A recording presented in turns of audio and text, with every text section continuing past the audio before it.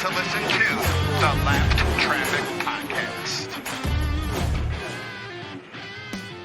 What is up, Lap Traffic Nation? Welcome to episode 299 of the Lap Traffic Podcast. No, we are not excited at all over here. Not at all. I am your host, the Professor Brandon Crowd.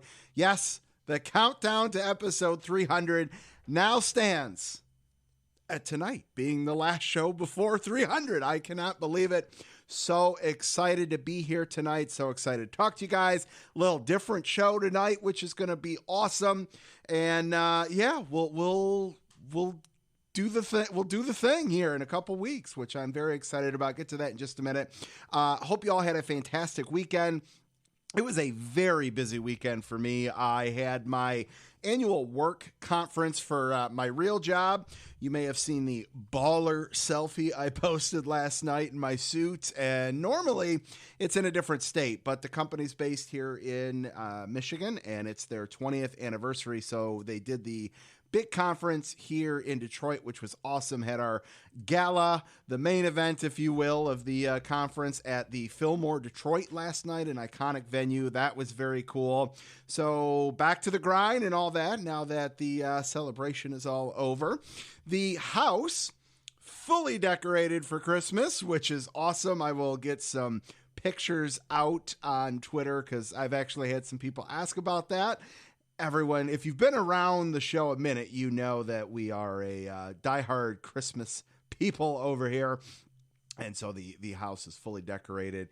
And what's awesome now that the house is decorated, Alden decided to start crawling late last week, which was awesome. So we are in for some trouble, and we'll see what kind of stuff he gets into. So that'll be a good time. And speaking of Alden, he's got his professional Santa pictures coming up this weekend, which I'm very pumped about. So Christmas is definitely in the air, which means it's time to crank up some Christmas vacation. What is your favorite, what's your go-to Christmas movie? I know I've talked about this before. I think, for me, obviously, I got to rank my top three. It's Christmas Vacation, Christmas Story, and then Elf. I get all behind that. I know there's a lot of Die Hard with, not Die Hard with a Vengeance per se, because I know that's one of the movies, which shows you how much I'm not a Die Hard person.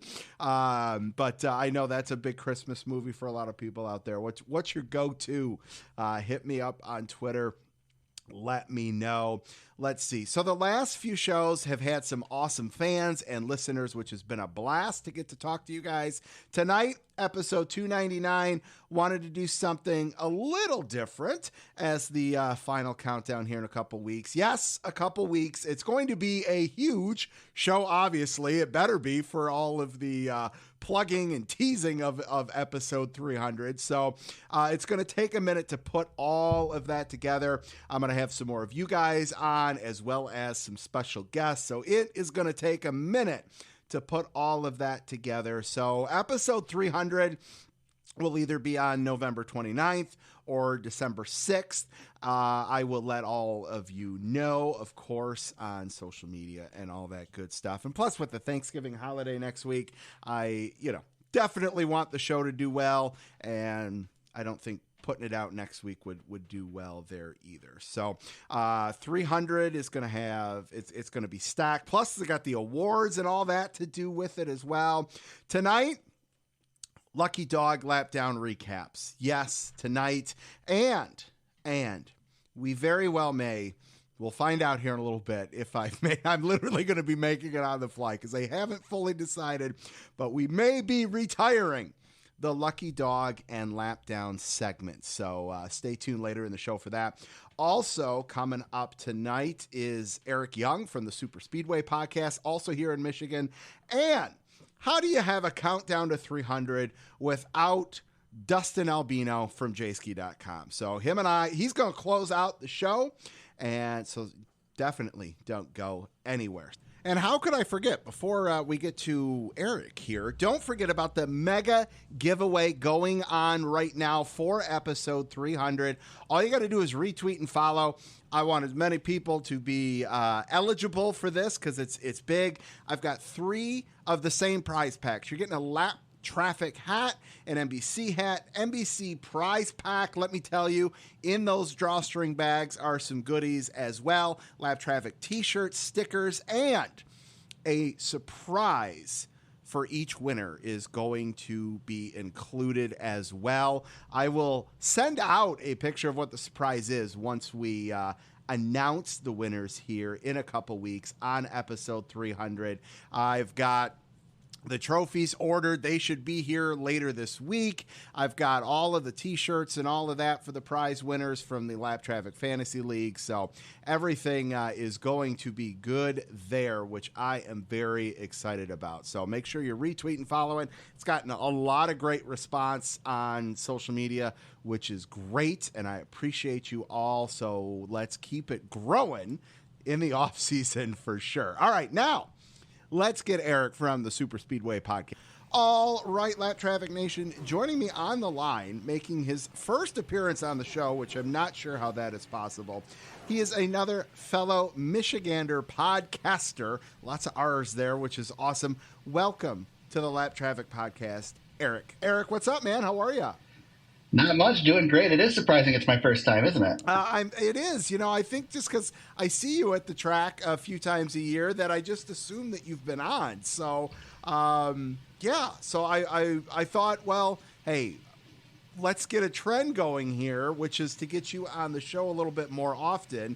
And what better way to do that than on the countdown to episode 300 and episode 299 tonight, man. So thanks for coming on and talking some NASCAR with me tonight.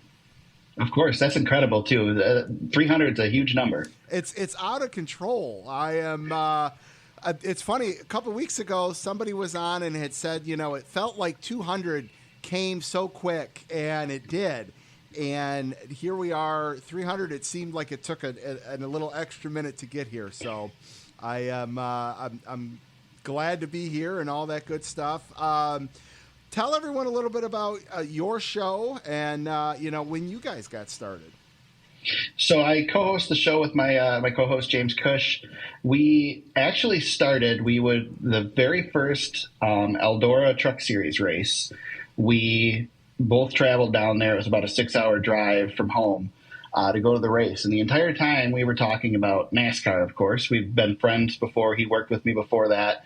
And we just had a chance to talk about NASCAR for a bit. And over the years doing that, Jeff Gluck started his podcast, and we had these conversations, and it's like, maybe we should record these and do a podcast. And so we decided to start it up. We started in 2017, I think it was, and got things rolling, and it's taken off from there. We've had the opportunity, as you have, to get credentialed at races and actually become part of the NASCAR community, and it's just a couple of fans talking about motorsports, which is great. Absolutely. I got to give you props because Eric will go get up there with like the Claire B. Langs and the Bob Pockrasses, and he gets in there. I'm still intimidated by that. Like, I got my microphone.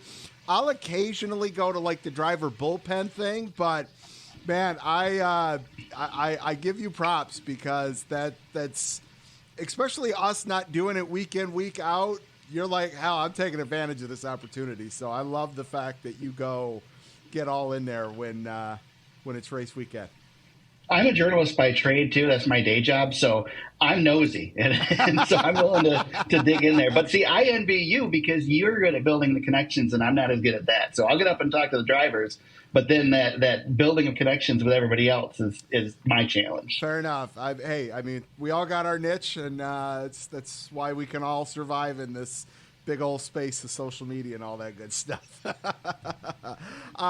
speaking of that, sure. so you do a lot of hockey coverage and stuff like that. Where, let everyone know where you're at in the mitten and what the real job is there.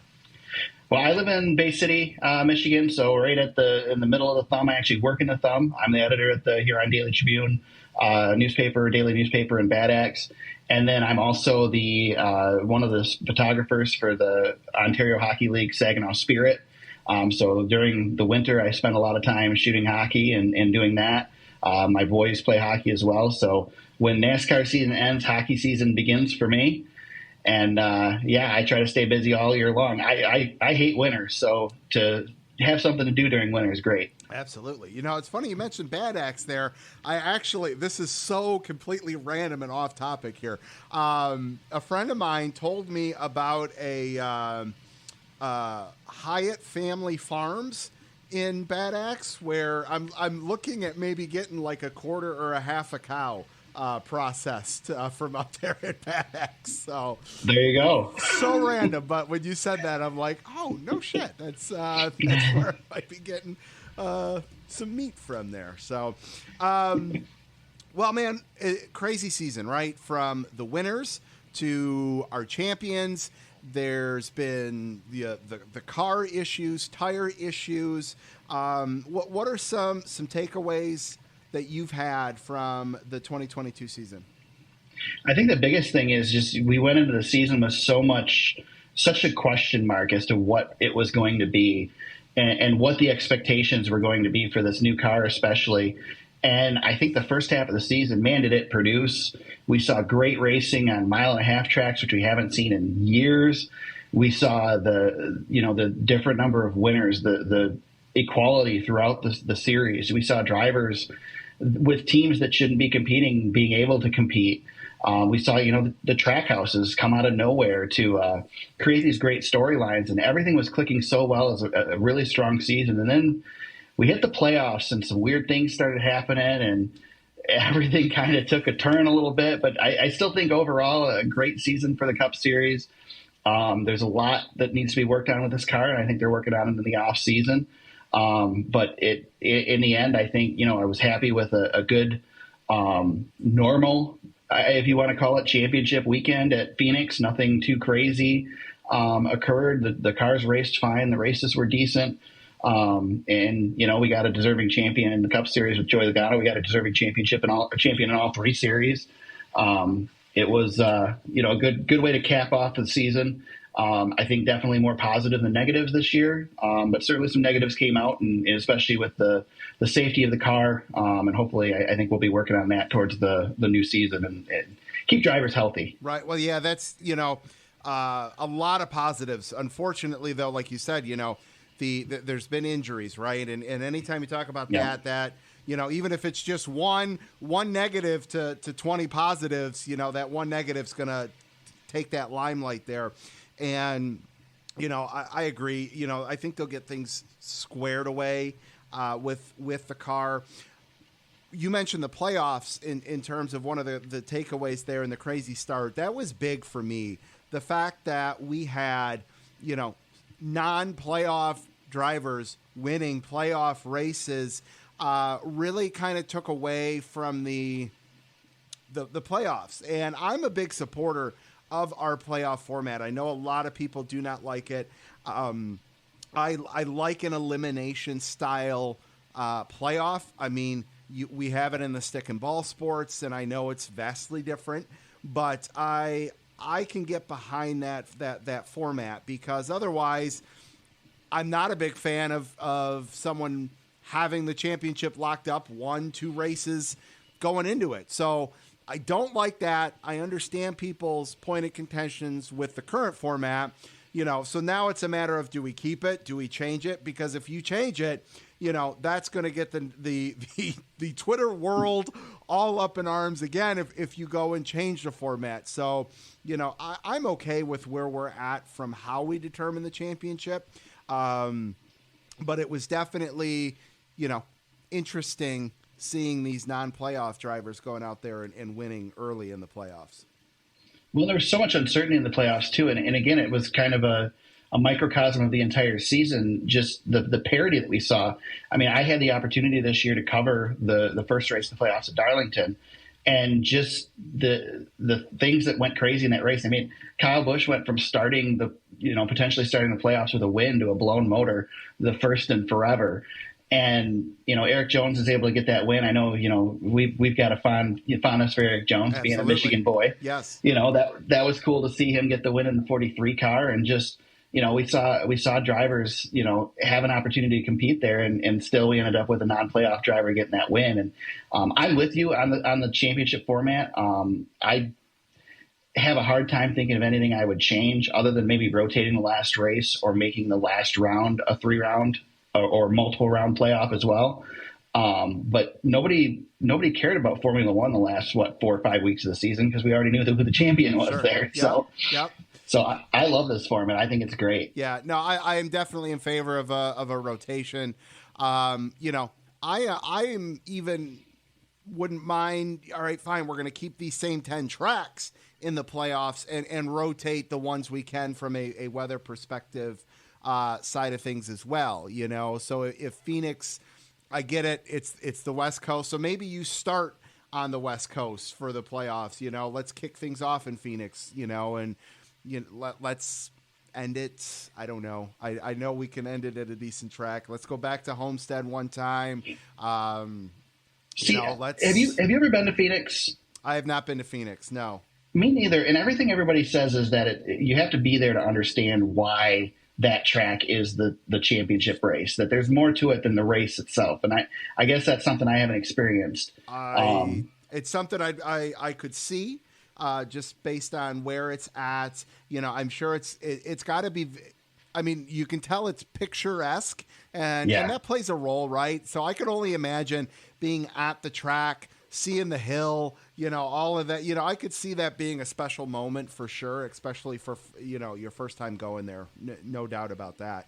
But we ran Martinsville the first weekend of November this year. The season ended the second week of November. What's to say we can't run Martinsville a week later? Listen, don't get me started with a good time.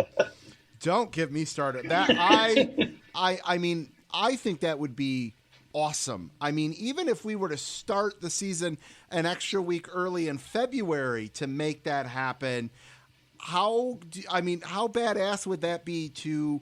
I mean, that's one of your most iconic tracks on the circuit to end it with that. We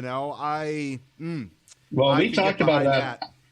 We talked about it on our podcast too, that I think we're gearing towards seeing a certain track that's going to be built in California becoming a season finale.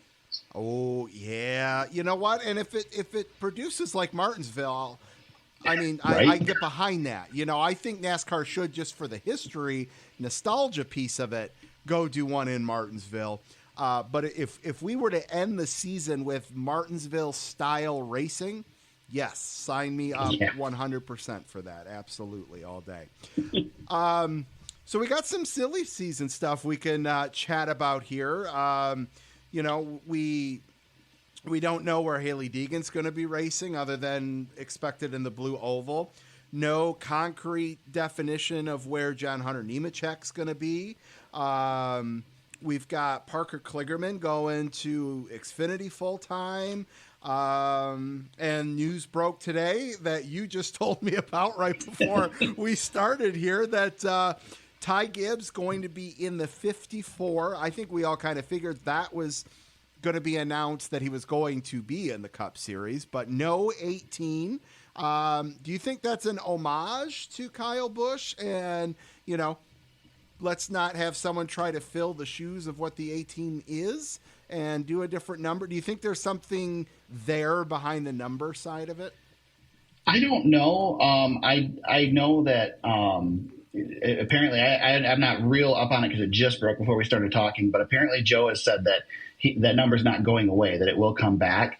And it is the first number of Joe Gibbs Racing. So you would expect he's not going to lose that number. Yep. But yeah, I don't know. It's interesting. I don't know if it's just because Ty has built up a brand with that 54 car and it's just easier to keep him there and maybe bring the 18 back when the 19 goes away, if it does. Sure. Depending on what Truex does at the end of the season, but or maybe it is just hey, let's give this number a break for a year so people aren't comparing him to Kyle Busch.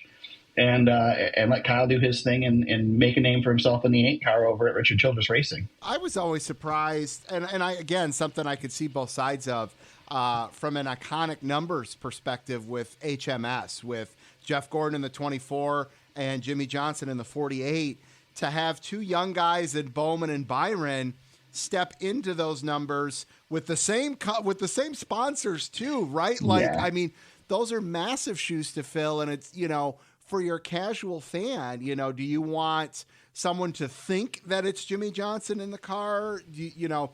I wonder if there was a disconnect there for a minute. Obviously now it's obviously worked itself out in any capacity, and they're, winning drivers themselves now in those cars. But you almost wonder if, they would have liked to have created their own identity in the Cup Series under a different number. But again, so synonymous with HMS, I'm sure he wanted those numbers out on the track too. So, yeah, it would definitely be tough to come into probably arguably one of the best drivers in NASCAR right now and sit and drive his number. Yep. Especially while he's still on the track. And Ty's proven that he can handle the pressure, but he doesn't need any extra weight on his shoulders either. No. And what a crazy turn of events from championship weekend. Yeah. Obviously, again, as I said it last week on the show, set aside the personal feelings for the on track situations, if you will, but to go from the highest to highs, lowest to lows, I'm curious to see how he has not necessarily a comeback, right? Because he's coming off a championship, but you got to know he's going to go out there and give it all for his dad. 2023 Cup debut, full time, all that good stuff. And, I'm sure there will be some momentum with his dad carrying him around that track. So, well, we know Ty's got the talent. He just needs the guidance. So hopefully he can get that. I think he will. He's a young kid. And he'll learn. He's learning from these mistakes. Unfortunately, he's learning the hard way thanks to social media and the fans and all that stuff. But he's going to be a high profile driver coming into the Cup Series. Absolutely. Right off the bat. He's going to have a ton of pressure on his shoulders. But again, I mean, he ran his first Xfinity race on the road course and battled with top drivers last year at Daytona and got the win. So I think he can handle the pressure. He just needs a little guidance as he goes. Absolutely. Well, man, any fun things planned off season? Family going anywhere? Doing anything cool? Lots of hockey stuff. We did the trip this fall to Darlington and North Wilkesboro. That was our first big family trip since before COVID. So right now, nothing on the table, just kind of chilling and watching some hockey. Nothing wrong with that. We've got a big college football game coming up here in a couple weeks. I don't know I've ever asked you, are you the maize and blue or the green and white? So my family's always kind of cheered for University of Michigan. I'm a Central Michigan grad, so and I'm not super loyal to them either. Right? So I don't get into it too much. I don't get into college sports a whole lot. Okay. But if I had to pick one, I'd probably go with Michigan. Michigan, good man. I knew I liked you for a reason. All right. Put on the journalism hat, put on the editor hat. What are a couple early headlines that we're going to see, or what might be a surprise overall? What are some stories that you think we're going to be talking about next year that people may not be thinking about? I'm really excited to see what happens over at Petty GMS / Johnson or whatever the heck they're going to call it. Right. With Jimmy coming over there and with the momentum they have already, 2 young guys and Eric Jones and Noah Gregson. I'm excited to see what Noah does in the Cup Series. He's got a great personality, and I'm hoping he gets to showcase that even more on Sundays. So I'm excited to see what happens there, and I'm really excited to see what happens with Trackhouse going forward too. A lot of people thought they were a fluke at the beginning of the season. Chastain made it all the way to the Final Four. You would imagine they're only going to build from there.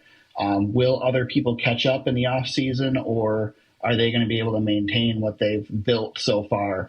That'll be really interesting to see. I think, Chastain got into the Final Four but didn't have that playoff experience. Now he's got it. Now he knows what the pressure is in that final race. If he can get back, he's going to be really dangerous. So it'll be really interesting to see what they do there. And I think probably the biggest story for me is how much can Kyle Busch do at Richard Childress Racing? Is he going to turn his career back around? Is he going to bring Richard Childress Racing to the level that they used to be? Or are they going to struggle over there? It'll be really interesting to see. As a Kyle Busch fan, I hope it goes well, but you never know. That is a definite must-watch storyline to develop there. No doubt about that. All right. Well, I'm going to force you to say a yes or no on this one. So Jimmy Johnson, winless last 3 years in his career. Does Jimmy Johnson get back to victory lane as a part-time driver owner with the Petty brand? No. All right. No. There's that hot take. I love it. I think I'm almost a little worried about Jimmy stepping back in the car because he's built such a legacy, and I don't want to see him do the Terry Labonte or Mark Martin thing and sour that by running too long. Sure. I am excited to see him back in the Cup Series. I'm excited to see him back in NASCAR. I've missed him the last couple of years, but he didn't light any fires over in IndyCar either. And I just don't expect him to come over here and compete in a car that he's not used to. So, I mean, he'll be Jimmy Johnson. He's decent, but I don't think he's going to be back to winning levels. You got to run every week to win in these things, especially with the new car too, right? Like you mentioned, yeah. He hasn't taken a lap in this car yet. It'll be curious to see what changes they make, even though it'll be his first time in it, right? So he won't even have anything to compare 2022 to 2023's car with. So yes, great point there. Eric, where can everybody follow you, the podcast, all that on social media? The podcast and myself is at @SuperSpeedway on Twitter, as long as Twitter continues to exist. And if that happens to go away, we're at thesuperspeedway.com. All of our old episodes of the podcast are on there. We've got all kinds of stuff you can find there as well, some past race coverage and things like that back when I was doing that too. So definitely appreciate the people listening, and maybe we can get a few of your fans over there. Absolutely. Go check Eric out for sure. Listen, man, thank you so much for coming on and helping to celebrate. I appreciate you very much. Hope you, the family, the kids, all that have a great holiday season, and we will talk to you very soon, sir. Appreciate it. Can't wait to see you back at the track. Yes, sir. All right, man. We'll see you.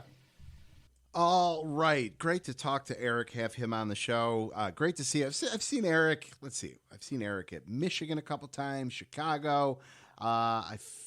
Richmond, maybe. Did I see you at Richmond? Should have asked you. But great to have Eric on, and great to have another Michigander podcast out there, which is great as well. Okay, what do you say we do a little Lap Traffic social media? Everybody, make sure you check out the website, thelaptrafficpodcast.com, Facebook, Lap Traffic Podcast, YouTube, TikTok, Twitch, Instagram, Twitter, all at Lap Traffic PC. If you've made it this far into the show, leave a review, tell your friends, all of that good stuff. And as I mentioned at the start of the show, don't forget about the mega giveaway. 3 winners for episode 300 coming in a couple weeks.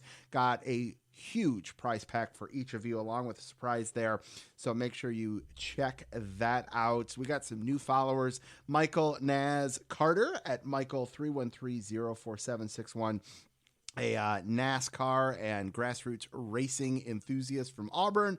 We got Chicken Foot Racing League at Seafoot Racing came on board. We got NASCAR Lounge at NASCAR Lounge, freelance NASCAR coverage. I love all of these NASCAR coverage stuff out there. People trying to, help make a name for themselves, which is cool. That's the one good thing of social media, right? It gives us this space, this opportunity. Unfortunately, it gets cluttered with some other stuff, but hey, take the good with the bad, right? Don't forget, I got stickers and koozies for you for free. All you have to do is fill out the contact page on the website, thelaptrafficpodcast.com, and I will send them out to you for free.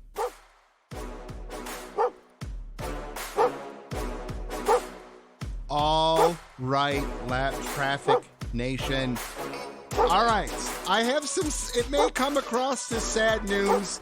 I have officially decided to retire the Lucky Dog Lap Down segment. It had a great 6-year run. The Lucky Dog segment has been here since the start. And I was going to do the recap on episode 300, but I thought, you know what? No, let's do it on $299. I think that's a more fitting. And I'm going to tell you why I am retiring it. And it is to give a fresh perspective to the show heading into episode 301 and season 7 next year. And here's what I'm going to do. If you got some ideas now, send them, but I'm gonna make a thing about it in the off season to you guys, and I'll make it as a giveaway or a prize pack. Whoever I end up picking, their idea will get a Lap Traffic prize pack. So that's what we're going to do. I'm going to turn it over to you guys to come up with the next interactive segment on the show that will replace the Lucky Dog Lap Down segment. So extra points if you can be creative to make a pun or play off of the name of the podcast, Lap Traffic, all that good stuff. But be on the lookout for that. I cannot thank you guys enough for over the last 6 years. All of the Lap Traffic, Lucky Dog, and Lap Down picks that have been sent in over the years has been awesome.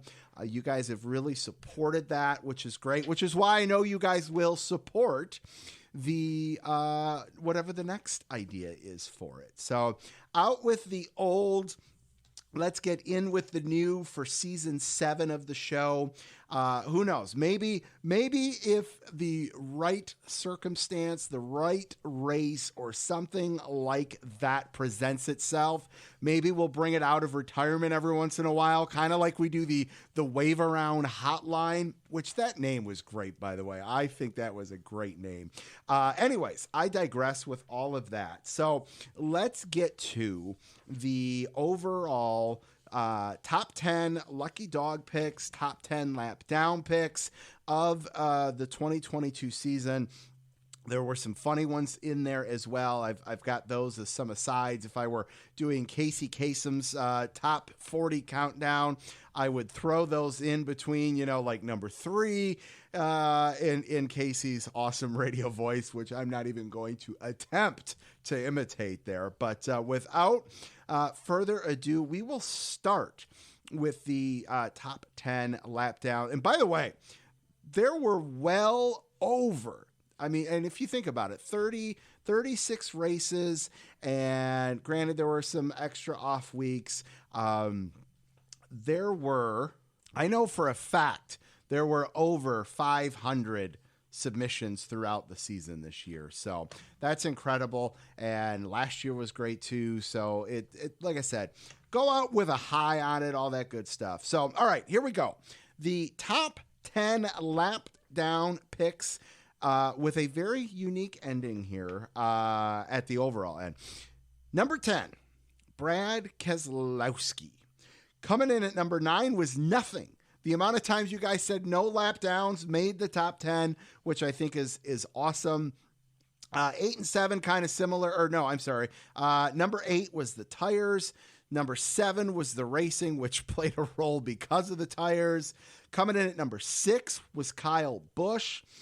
Coming in, our top 5 lap down picks of the year.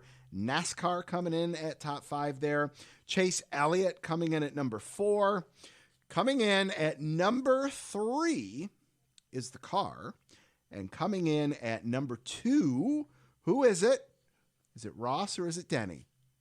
It's Denny Hamlin coming in at number 2, with Ross Chastain coming in with the most lap down picks for 2022. Okay, now let's go over to the top 10 Lucky Dog picks. Here's where it gets, the crossover sometimes is interesting. So coming in at number 10 is NASCAR. So they top 10 for Lucky Dogs, top 5 for lap down there.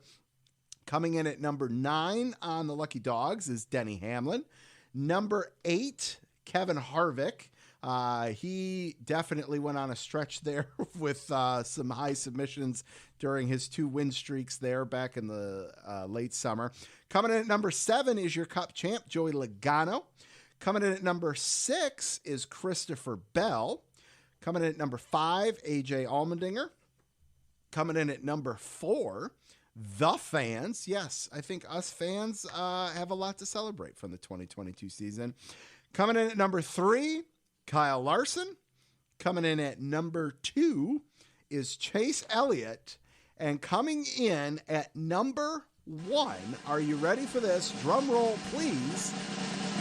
Ross Chastain. Yes, so what's that mean? First time ever in all 6 years we've been doing this that the Lucky Dog season getter and the Lap Down high season getter are the same in Ross Chastain. So that is pretty cool there. Some honorable mentions for Denny and Kyle's Pocono DQ, concession prices, the weather, and my favorite, the lapped traffic fantasy picks made almost cracked the top 10 for Lucky Dog or Lap Down picks there. So there you have that. Okay. There we go. Like I said, again, thank you everybody for all of your submissions over the years. It's been great. And I look forward to adding and freshening things up with a new segment next year. Okay. What do we got left? Oh, only Dustin Albino. So let's chat with Dustin and have some fun with him here to close out episode 299. All right, Lap Traffic Nation, joining me on the line, making his 15th appearance on the show. He is one of the main men over at Jayski.com. Welcome back to the Lap Traffic Podcast, Dustin Albino. What's up, brother? Man, since the last time I've talked to you, I've been traveling a lot to a lot of these races, so it's kind of crazy. Postseason went by really fast for me. But yeah, we're a week and a half in already, and it's been a little bit time boring. I need to find a new hobby. But yeah, I'm ready to relax for a couple of months. Well, okay, so it's funny you say that. Speaking of hobbies, all the times we talked, obviously, and I've got some wrestling stuff for you. I know that's obviously a hobby for you, something to watch. What is Dustin's hobby? What's Dustin do when we're not doing racing stuff? It's a great question.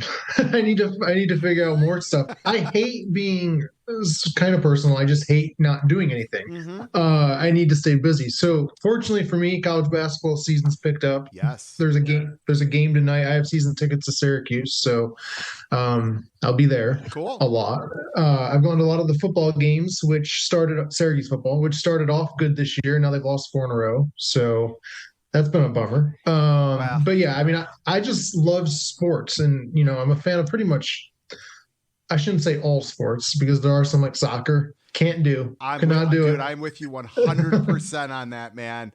Like I am with you.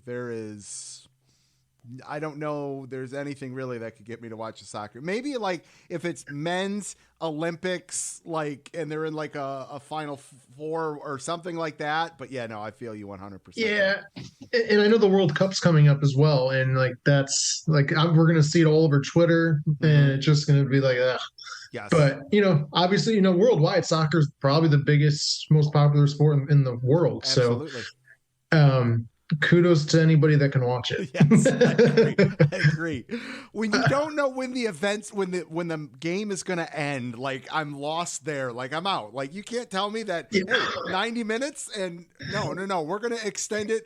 It's almost I'll tie it into NASCAR. It's almost as irregular as knowing when we're going to get a caution as knowing when the damn soccer match is going to end, because they can extend it however long they want. Yeah, but at least something's always happening in racing. I feel like in soccer, like not much happens. I am with you. Just a personal opinion. Yes. Obviously everyone has their feelings towards it, but that's just me. But yeah, obviously NFL season's here, so big Bills fan. Been a tough couple weeks. I think I'm going to the game this weekend, although cool. they're supposed to get a big blizzard this week, so I don't know. So I've always wanted to go to one snow game, and being here in Michigan, right? I did it. I won't go to the big house because, one, the odds of getting a snow game are small, but it's like you're going to be bundled up. you get like 12 inches of seat space, and that's tight when it's summer and you can be in shorts and a t-shirt, let alone throw 9 layers of clothing on people. Yeah, so it's miserable. The last 2 Bills games I've been to have been rough. They've been snow. So 2017, I went with my sister and her now fiance, and it wasn't supposed to snow at all. But it's Buffalo. It's on the shores of Lake Erie and Lake Ontario, so there's a lot of lake effect snow. And it turned out it snowed 18 inches during the game. Wow. So yeah, it was against the Colts. It was December of 17. I was freezing for the next like 3 days trying to thaw out. I believe because it. you're so cold. I wasn't dressed for it. It wasn't supposed to snow. And so yeah, I got a lot of stories from snow games. And then last year I went, well, I guess earlier this year, in January. And again, it was supposed to snow. It did a little bit, but nothing like the 18 inches. Okay. That's crazy. Good times. So I don't advise doing it. I won't. I won't. Like, and you know, I've got Lions season tickets, and I've been to a total of 4 quarters of football over 2 games. I've left at halftime at both games. went to the casino, had a couple drinks, and packed it up and beat the traffic out. And normally the wife and I like to go on Thanksgiving, but with this being the first Thanksgiving with having Alden, you know, we're going to do the family traditional thing, and but we'll get back to the tradition of Lions football maybe next year. So. There'll probably be more Bills fans there anyway than Absolutely. Lions fans. Dude, those tickets sold like that on the resale. I bet. Well, listen, man, before we get into wrestling and NASCAR and all that, I want to congratulate you, man, wrapping up season number 2 over at Jayski.com. I appreciate that, man. It's flown by for sure. It's actually a little over 2 years ago right now that I found out. It was championship weekend in 2020. Scott reached out to me and asked, just putting feelers out there. And obviously I was very interested. So it's kind of wild to think that was already 2 years ago. Yeah. And just how I went to, I think, 5 new racetracks this year, 4 last year. I mean, I've been traveling a lot. So a lot of fun stuff, to come too. So yeah, keep your eyes on Jayski. That's awesome, man. I love it. Last time we talked, it was right around the time I had texted you, and I'm like, dude, you're not going to believe this. I'm going to Philly to go see the Undertaker's one-man show and to go to Extreme Rules. And very few people that I talk with are as diehard NASCAR or as diehard wrestling as I am. You're one of those people, and it's rare to have both passions there. So I was glad I had someone that I know I could text that would know my level of excitement when I told you that. And man, I got to tell you, if you can get to Taker's one-man show, you need to get to one whenever he does one. It was absolutely one of the coolest things ever. And do the meet and greet. Like it was so, I don't get starstruck too often, but seeing him in a relaxed environment, knowing he wasn't in character. And I started watching wrestling. I was 8 years old. It was right between WrestleMania 7, WrestleMania 8. He just really was getting started in WWE at that time. And all I saw as I looked up at him was my little kid sitting in front of the TV and watching The Undertaker put some guy in a body bag on Saturday afternoon challenge. And I was just like, all I did was I go, dude, I'm not going to say anything like crazy. All I want to do is just thank you for allowing me to watch you for the last 30 years, because I have enjoyed every second of it. And it was so cool. I bet. And I've been fortunate enough to meet a few wrestlers over the years, and one of them was Ric Flair, and he's always in character. Yeah. So I was in. So I went to Ithaca College, but before that, I went to community college to save money. For college. But I had an internship at a news station here in Syracuse, and the local AHL team, the hockey team, they had usually each year they have a wrestler that does like an autograph signing. Okay. So interning at the news station, we interviewed him, and that was really cool. So That's cool. but he's always in character. Seeing Undertaker out of character would be really cool, I feel like. So I'm happy you got to experience cool. that. And yeah. I guess I'll have to go to a show myself. Yes. He did 2 hours, man. And That's wild. He obviously knows what to do with a microphone and can, have you eaten out of the palm of his hand, right? Because he's done that so well. And just the stories that he told, when you were supposed to laugh, you laughed. When you were supposed to, I was just in awe for 2 hours listening to what he did, and I cannot recommend it enough. And each city he goes to is different because he's been traveling for 30 years. He's got 90 different stories from every town he's been in. So it's personalized, which is very cool. So yes, highly recommend checking that out. I know he has one coming up in Boston for Survivor Series. I think they announced him for San Antonio for the Royal Rumble. I'm sure he'll do one in LA for Mania. I guess I'll definitely have to check one of those out. I think I'm going to WrestleMania 40 in Philly, so I guess I'll have to check it. I'm sure he'll do one there. Yeah, well, again. So that's this was my first time in Philly a couple weeks ago. Ever, yeah. And did you get a cheesesteak? I did get a cheesecake from Ishka Bibbles. Okay. The one place Philly place to check out, the Uber driver said the place burnt down like a week beforehand, and it was better than Ishka Bibbles. So, no, it was so cool. But I'll tell you, I love that sports complex. You've got where the Eagles play. Everything. Oh my God. And you got that Xfinity Live bar. Yep. Oh my God. That I would contemplate going back for WrestleMania 40. That's how cool that I thought that area was. The Xfinity Live's really cool. They have a lot of different venues inside. It's like almost like a mall, kind of. Yes, yeah. And it's got like, I don't know if it has shops. I can't remember. I haven't been there in almost 3 years. Right the weekend before COVID, when the world shut down. Yes. WWE had a pay-per-view in Philly, so I went that March. And I also went to the Rumble there in 18. But they have like cheesesteak shops. They have bars, restaurants. It's really cool. But like you said, you got the football stadium right there, then the hockey and basketball arena, and then the Phillies all within a quarter mile of each other.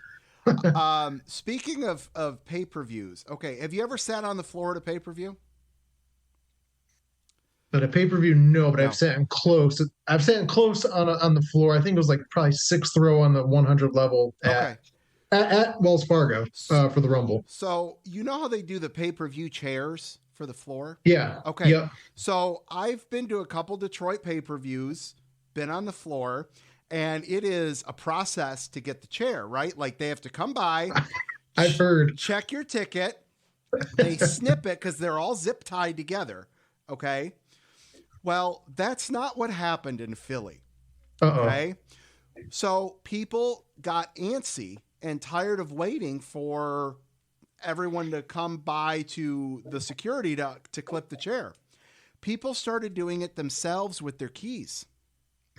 Okay. And our row and the row in front of us had about 8 empty chairs. So it was me and my cousin. We walked out with 4 chairs and sold them while we were walking through the parking lot. A little side business. We did. We picked up a little side. Fortunately, I don't have to worry about, I don't think of anyone from WWE listening to this to where they'll ban me from ringside. But yeah, it was the amount of people walking out with extra chairs definitely was frowned upon by them, I think. That's funny. Yeah. Any off-season plans? I mean, like I said, I'm going to a lot of Syracuse games. Got one tonight. Got another one this weekend. I mean, as far as travel, I don't know. Syracuse is going to a bowl game. Maybe I'll go wherever they go. Sweet. I love it. All right, man. Let's talk about NASCAR here. So much that we could dive into. I mean, we could do hours on this. I will not do that to you. We've got, between the champions themselves, between where we're at in the silly season. I mean, we don't know where Haley Deegan's going to end up other than knowing it's going to be in a Ford. We don't know where John Hunter Nemechek's going to end up. We've got some Xfinity Series silly season stuff. We've got Parker Kligerman, who's going to be racing full time. We got Brandon Jones making a big move over to JRM.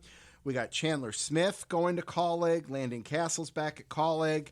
We've got the Cup side of things. Jimmy Johnson's going to be back. We've got AJ Allmendinger going to be back full time. We've got Kurt Busch stepping away full time. We've got Kyle Busch going to RCR. There's so much. I mean, it has been a jam-packed silly season that I feel like started in July, but here we are, able to unpack things. Where do you want to start? Yeah, I mean, the first domino to fall was Reddick, but originally that was supposed to be for 24. And then you just see kind of the dominoes that have fallen since then. So, I think at the Cup level right now, the only real one left that's big is the 41 car with Stuart Haas. Does Cole Custer come back? Or you've seen reports, I'm sure, about, Tony Stewart wanting to put Ryan Preece in there. Yep. And that's a Kevin Harvick Incorporated client. So, as Harvick said at Phoenix that, he doesn't know yet if 23 will be his last year. It sounds like it will be. But Post said, we don't know what's going to happen there. But they share some of the same sponsors, like Hunt Brothers Pizza, him and Preece. So he'd be a natural fit to take over the 4 car. Eric Almirola coming back. There's so much at SHR there's going to be a lot of turnover in the next few years, I feel like, between the 4, the 10, potentially the 41. But that's the last real one left. If say Custer moves, I think the obvious choice would be to put him in the 15 car with Rick Ware, and then maybe there's a bigger alliance there. But yeah, aside from that, everything at the Cup level right now is taken care of. It seems to be taken care of. Were you surprised to see that Ty Gibbs is going to be in the 54 and not the 18? A little. I think doing the 54, bringing that to the Cup Series, I think it gives Ty his own identity. And he's not technically, he is replacing Kyle Busch, who, there's a whole lineage. Obviously, I'm surprised that the 18th out of, that's Joe Gibbs's number. Right. That was his first number, since 1992. So, I looked it up and it's raced the last 1,077 races. All the races since 92. That's nuts. It's been in the field. So, except for the 2016 All-Star race, Kyle Busch drove the number 75. I don't know if you guys remember that. I do not. Yeah, no. It was it was for Eminem's 75th anniversary. Oh, okay. Well, that makes sense then. So they did something special there. But yeah, the 54, like I said, I think gives Ty his own identity. I think that that's his number, right? That he's and I talked about this a little earlier in the show. When we had big changes like that at Hendrick, you had such an identity and a fan base with Jeff Gordon, Rainbow Warriors 24, Jimmy Johnson, the 48 and Lowe's. I almost, I wonder, obviously, I'm sure Byron and Bowman, who have stepped into their own and have developed their own identity now, obviously, but I wonder if they maybe would have wanted to kind of create their own under that. But also you get the point of, HMS wanting their 2 most iconic numbers on the track as well, too. So right, bringing the 25 back, for instance, at HMS. Yeah, instead of Bowman, who had to replace Dale Jr., who also had to replace Jimmy Johnson, right? A couple years later. Yeah. Those are some big shoes to fill. Yep.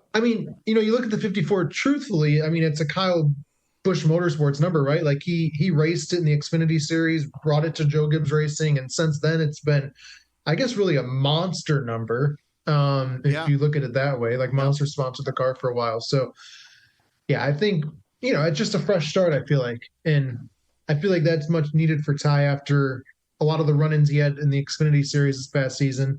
And then winning the championship. It all culminated with the championship. So it'll be interesting to see how he progresses throughout the year next year. I think it's going to be a tough rookie year. But he's obviously very talented. Absolutely. No doubt about that. Xfinity Series, man. I know that's near and dear to your heart there, and it was one of the most exciting Xfinity seasons in quite some time. I'm not going to say quite some time, but it felt like a much stronger series, a lot more competition this year. Normally, the truck series gets a lot of attention and a lot of praise, and I feel like the truck series was, missed a beat all season to some degree, and the Xfinity series picked that up. We had, 7 wins with Ty Gibbs, 8 with Noah Gragson, very reminiscent to when we saw Tyler Reddick and Cole Custer with similar numbers, but the Xfinity series felt a lot more competitive. You've got winners with Josh Berry, AJ Allmendinger, and I just see it picking up even stronger next year, which is going to be a lot of fun to watch. Yeah, it'll be tough to kind of beat the competition from this year because you got Gragson, Allmendinger, Ty Gibbs, they're all moving up to the Cup Series. So that's 20 wins right there that's being taken away. With that said, though, that allows opportunity for other drivers like a Sheldon Creed or a Daniel Hemrick or Chandler Smith. I'm just naming off a few names here. Sure. That Austin Hill had a really good rookie year, 21 top 10s. He could be the next guy, that kind of runs the series, that competes for championships. So, but this year super strong. The rivalry between Ty Gibbs and Noah Gragson that kind of went on all summer into championship week, when any time Noah could get a chance to take a shot at Ty, he certainly did. It was just a lot. It was a lot of fun to watch. But yeah, I think we've been spoiled by the Xfinity Series now the last 4 or 5 years. In 19, you had the Custer Reddick Bell battle. 20, you had the Briscoe Cindric battle. Last year, Cindric, Gragson, Allgaier. There's been a lot of good racing here the last few years in the Xfinity Series. Absolutely. Any thoughts, whether, personal opinion just on doing this as long as you have, or anything you can share on where we might see John Hunter end up? Yeah, I think the obvious choice would be, especially now with, currently no drivers being at Joe Gibbs Racing's Xfinity team for next year. I still think they'd run 2 or 3 teams. I think he's not a shoo-in, but I think he's the guy, at least for one of the rides. I think Sammy Smith will probably be in the 18.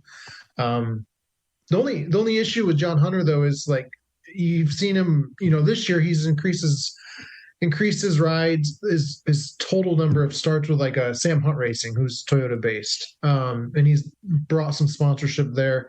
He's brought some sponsorship to JGR, but he's only run 3 or 4 races with them. So I guess the funding aspect will have to kind of step up. And it could be Toyota supported too. He is a Toyota driver. He's staying with Toyota. So I would say he's going there to JGR. I like it. And like you said, big shoes to fill, 20 wins, moving up to the Cup Series. But, John Hunter, we saw what he was able to do with great equipment at KBM and found victory lane. He's somebody. And in limited starts with Joe Gibbs Racing, too. He won at Texas last year.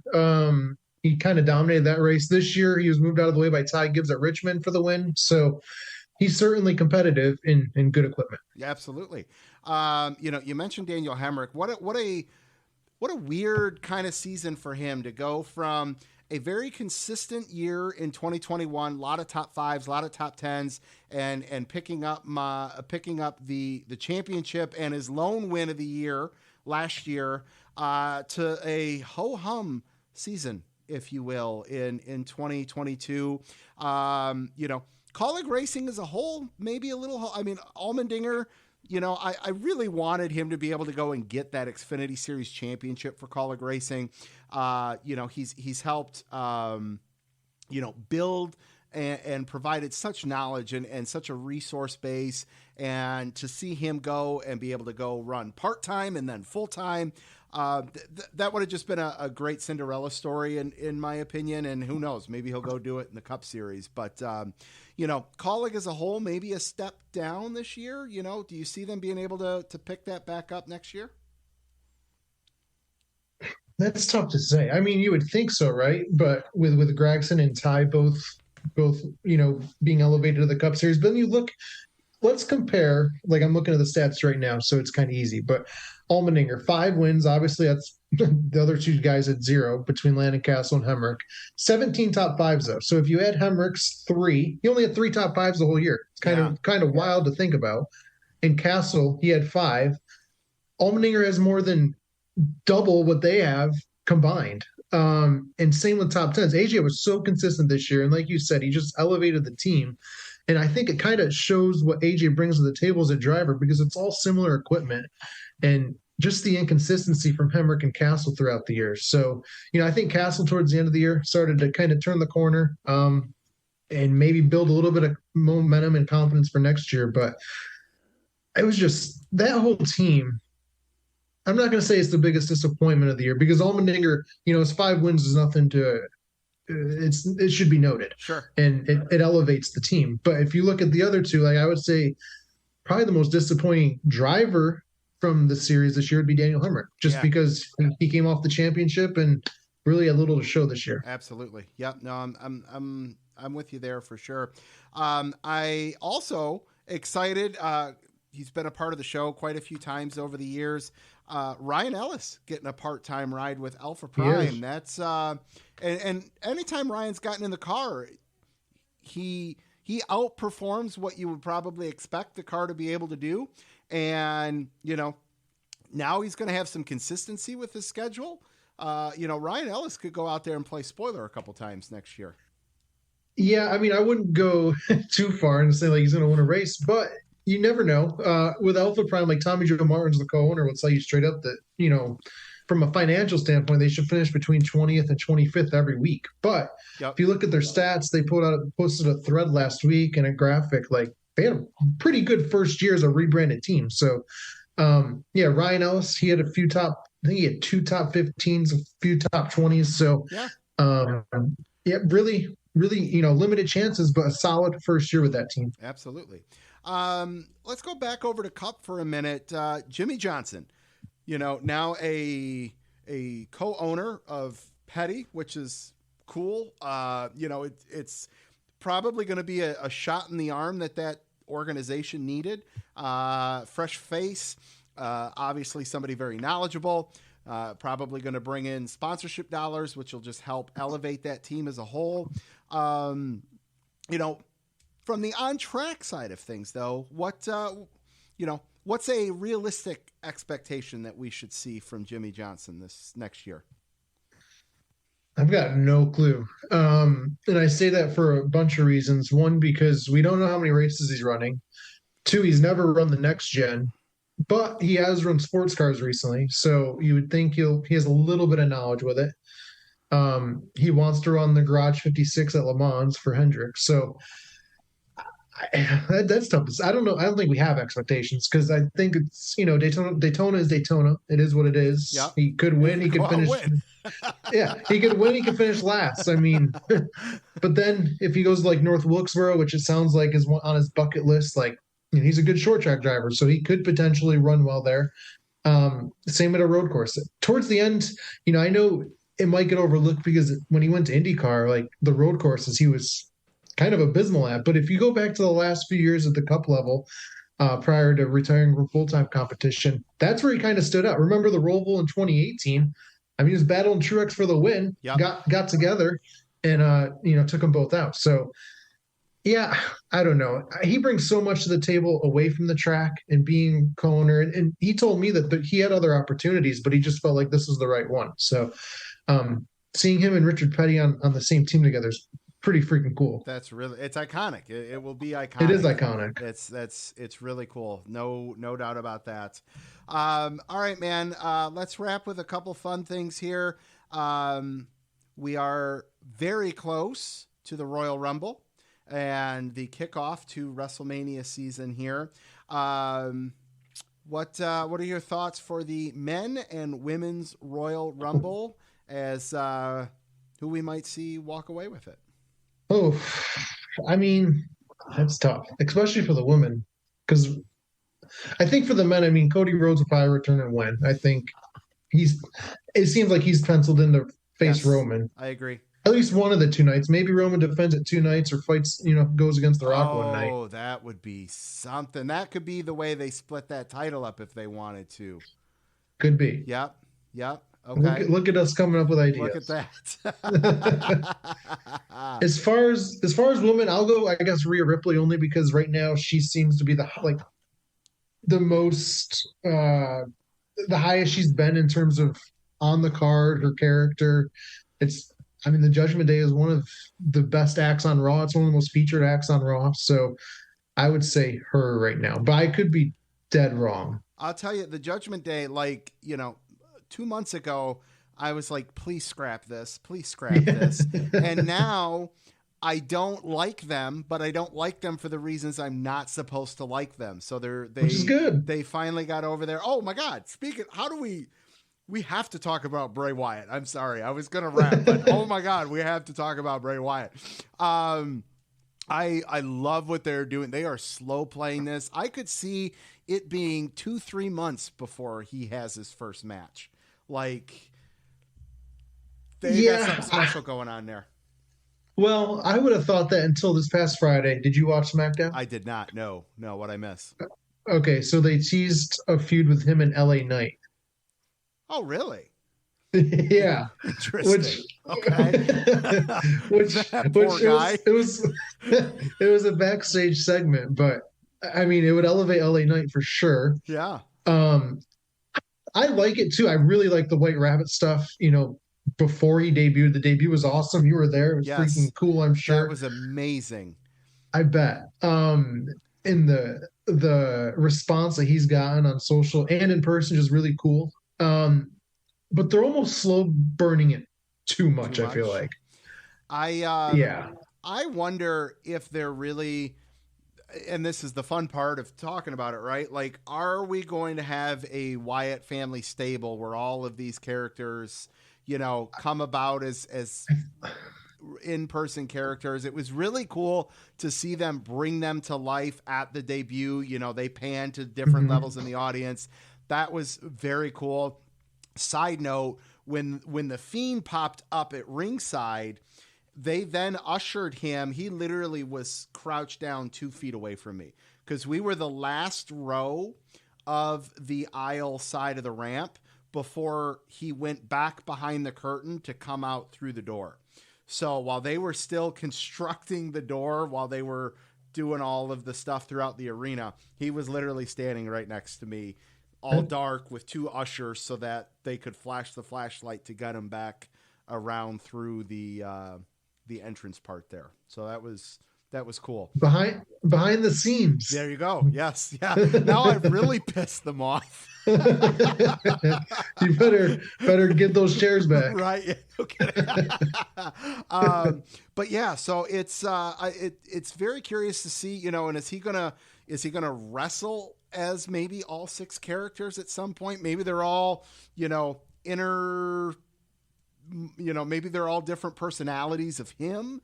I wonder how that'll all play out. I think eventually, they'll come to life. Maybe Bo Dallas or someone, like his brother in real life comes back and is one of the characters. It would make sense. Alexa Bliss is one of the characters. Yep. Because of their chemistry on screen in the past. But right now it seems like he's feuding with himself. Yes. Which is, it's so interesting and something I don't think we've ever seen before. It's just since Triple H has taken over, it's more in-depth storytelling, absolutely. Which is great. I wonder if Strowman might come back as one of them. Either him or maybe Eric Rowan. That would be very cool. That would the pop that would get would be amazing. Very amazing. All right, last one for you. Favorite Christmas movie? Go. Oh God. See, I'm not a big movie fan. You tell me yours. All right, so my top 3 in order are Christmas Vacation, The Christmas Story, that's number 1, and Elf. Those are my 3. Yeah, so I shouldn't say I'm not a big movie fan, but that's kind of true. I don't watch a ton of movies. I don't either, but I will rewatch those 900 times. I feel like at least once per holiday season I'll watch Christmas Vacation because it's so funny. never cannot laugh at that, no matter how many times I've seen it, which I love. Yeah, it's a good story. It's funny. It is. All right, man. Any projects, anything you're working on that's going to be an off-season type thing, or?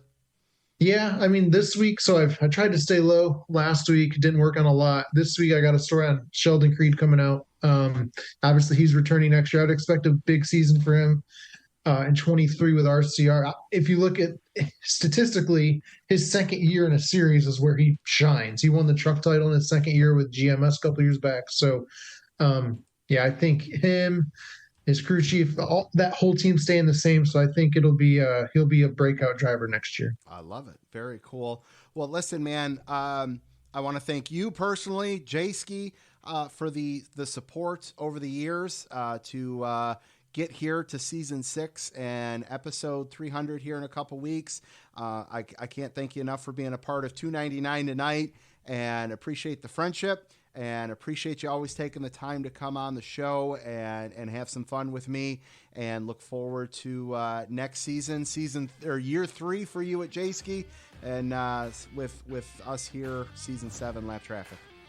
Anytime, man. 15's a cool number, so let's make it 16 pretty quick. I love it, man. All right, man. Enjoy the off season, have some fun, and enjoy the game tonight. We'll talk to you soon, brother.